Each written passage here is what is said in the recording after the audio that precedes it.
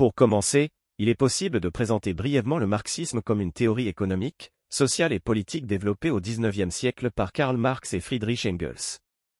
Il est également important de souligner l'importance du marxisme dans l'histoire de la pensée et ses influences sur les mouvements sociaux et politiques du XXe siècle. Il est également utile d'expliquer brièvement pourquoi le marxisme est encore pertinent aujourd'hui, en raison de son analyse critique du capitalisme et de son potentiel à inspirer des alternatives au système économique actuel. Ensuite, il est important de présenter les objectifs de la présentation. Ceux-ci peuvent inclure, par exemple, une présentation des concepts clés du marxisme, une analyse de la société capitaliste, une vision du socialisme et du communisme, et une réflexion sur l'héritage et les critiques du marxisme. Enfin, il est possible d'encourager les participants à poser des questions et à participer activement à la présentation. Cela permettra d'engager l'audience et d'encourager la participation active dans les discussions à venir. Le contexte historique et biographique est une partie essentielle de la présentation sur le marxisme car il permet de comprendre l'origine de cette théorie et les conditions dans lesquelles elle a été développée. Tout d'abord, il est important de présenter Karl Marx et Friedrich Engels, les deux figures centrales du marxisme. Il est possible de donner un bref aperçu de leur vie, de leurs idées et de leur influence sur la pensée politique et économique moderne.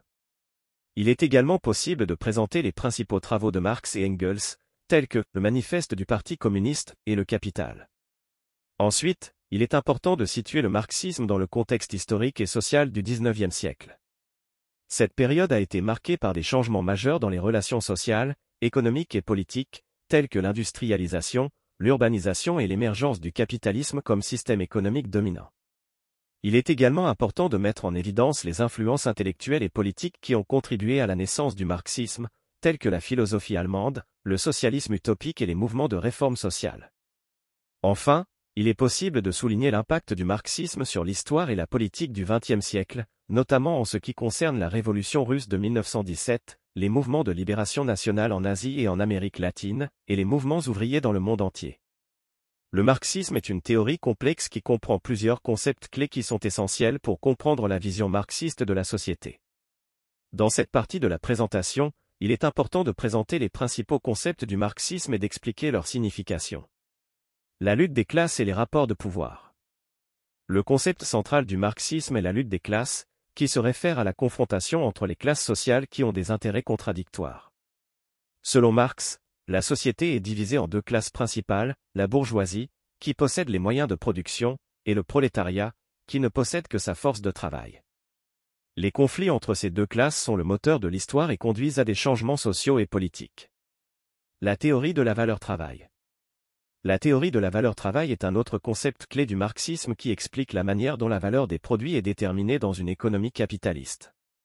Selon Marx, la valeur d'un produit est déterminée par la quantité de travail nécessaire pour le produire. Ainsi, la valeur est créée par le travailleur, mais le profit est capturé par le propriétaire des moyens de production. La dialectique matérialiste. La dialectique matérialiste est un mode d'analyse qui permet de comprendre la manière dont les contradictions et les conflits conduisent au changement social. La dialectique matérialiste se fonde sur l'idée que la réalité est constituée de matière, qui est en constante évolution et développement. Les contradictions et les conflits sont considérés comme des forces qui mènent à des changements qualitatifs dans la société. En présentant ces concepts clés, il est important de les relier entre eux pour montrer comment ils forment une vision globale de la société et de l'histoire. Il est également utile de donner des exemples concrets pour illustrer ces concepts et de les mettre en relation avec la société contemporaine. Dans cette partie de la présentation, il est important de décrire comment le marxisme analyse la société capitaliste et les problèmes qu'elle pose. La critique du capitalisme. Le marxisme critique le capitalisme en soulignant les inégalités économiques et sociales qu'il produit. Selon Marx, le capitalisme est un système économique qui est basé sur l'exploitation des travailleurs, qui ne reçoivent qu'une petite partie de la valeur qu'ils produisent. Le capitalisme est également critiqué pour sa tendance à concentrer le pouvoir économique entre les mains d'une petite élite, la bourgeoisie, qui détient les moyens de production. La crise de surproduction. Le marxisme analyse également les crises économiques qui affectent le capitalisme. Selon Marx, le capitalisme est caractérisé par une crise de surproduction, dans laquelle il y a une production excessive de biens et de services par rapport à la demande. Cette crise est causée par la recherche du profit maximal, qui conduit les capitalistes à produire plus que ce qui est nécessaire, tout en maintenant les salaires bas pour maximiser les profits. la crise de surproduction peut conduire à des périodes de récession économique et de chômage. L'aliénation du travailleur. Le marxisme analyse également la manière dont le travail est organisé dans le capitalisme. Selon Marx, le travailleur est aliéné dans le capitalisme, car il est séparé de la production de la richesse qu'il crée. Le travailleur ne possède pas les moyens de production et ne peut donc pas contrôler le processus de production. De plus, le travailleur ne peut pas décider ce qui est produit, comment c'est produit et pour qui c'est produit. Le travailleur est donc aliéné de son propre travail et de la richesse qu'il produit. En présentant ces analyses, il est important de souligner les conséquences pratiques de ces problèmes, tels que les inégalités économiques et sociales, les crises économiques et la désillusion des travailleurs vis-à-vis du système capitaliste. Il est également possible de montrer comment ces problèmes sont pertinents pour la société contemporaine et comment le marxisme propose des solutions à ces problèmes.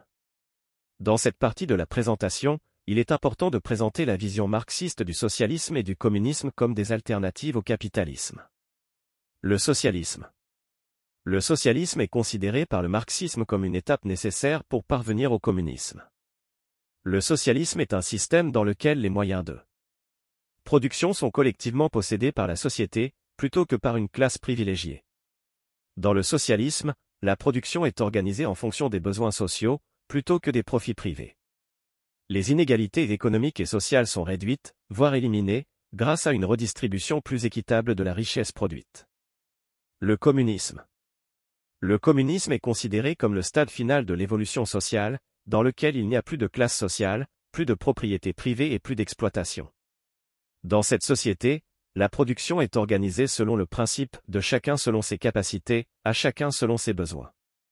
Le communisme implique une transformation profonde de la société et de l'économie, en remplaçant la logique de la compétition et du profit par la coopération et la solidarité.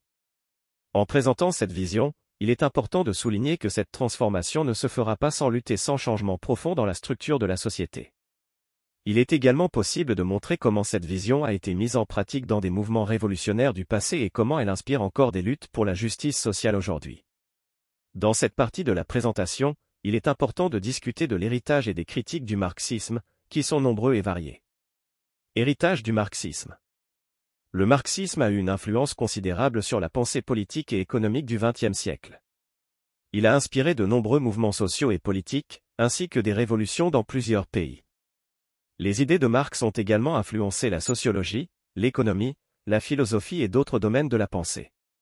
Le marxisme a également contribué à la critique de la domination économique et politique, et à la défense de la justice sociale. Critique du marxisme.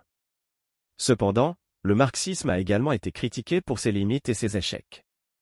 Les critiques les plus fréquentes incluent la violence et l'autoritarisme. Certains mouvements marxistes ont utilisé la violence et ont mis en place des régimes autoritaires qui ont réprimé les libertés individuelles. L'échec des régimes socialistes. Certains régimes socialistes ont échoué à atteindre les objectifs du marxisme et ont été confrontés à des problèmes économiques, politiques et sociaux. La remise en cause de l'efficacité économique. Certains économistes critiquent le marxisme pour sa critique du marché et de l'efficacité économique du capitalisme. Le déterminisme économique. Certains critiques considèrent que le marxisme réduit l'histoire à une lutte des classes économiques, et ne prend pas en compte d'autres dimensions de la société. En présentant ces critiques, il est important de montrer comment elles sont pertinentes pour la société contemporaine et comment elles ont été prises en compte par les penseurs marxistes eux-mêmes. Il est également possible de montrer comment certaines critiques ont été utilisées à des fins politiques pour discréditer les idées marxistes sans les comprendre vraiment. En conclusion, le marxisme est une théorie critique du capitalisme qui a eu une grande influence sur la pensée politique, économique et sociale du XXe siècle. Il a inspiré de nombreux mouvements sociaux et politiques, ainsi que des révolutions dans plusieurs pays.